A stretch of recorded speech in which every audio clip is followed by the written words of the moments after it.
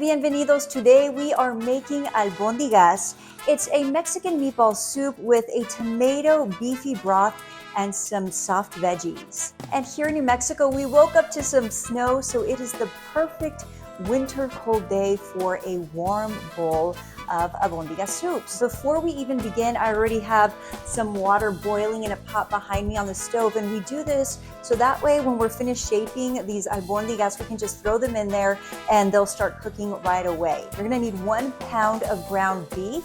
This is 93% lean, but I'm gonna tell you a little secret.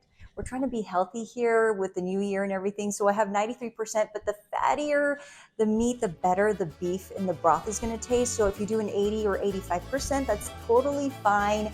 So to get those meatballs sticking together, we're gonna put half a cup of rice, 1 tablespoon of flour, just a little bit of salt, and a little bit of pepper. And this is gonna help it all stick together, all come together, 1 egg.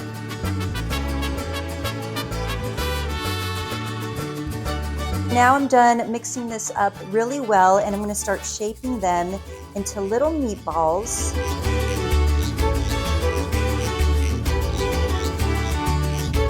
And while we're doing this, I did mention that I wanted to teach you a little bit about how all this food came to be. So let's talk a little bit about albondigas. The word actually comes from the Middle East, from Arabia, and the word comes from al-banduk, which translates to hazelnut. And you know, that makes a lot of sense because a meatball or albondiga is very similar in size and shape to a hazelnut. From there, they traveled to Spain and introduced the albondiga or meatball in Spain, and it was the conquistadores who brought it to Mexico. Okay, bueno pues, we have rolled all these meatballs. We are here in front of my stove, and now it is time to drop them in. By this time, that water should be boiling, and you should be able to just throw them in and watch them cook.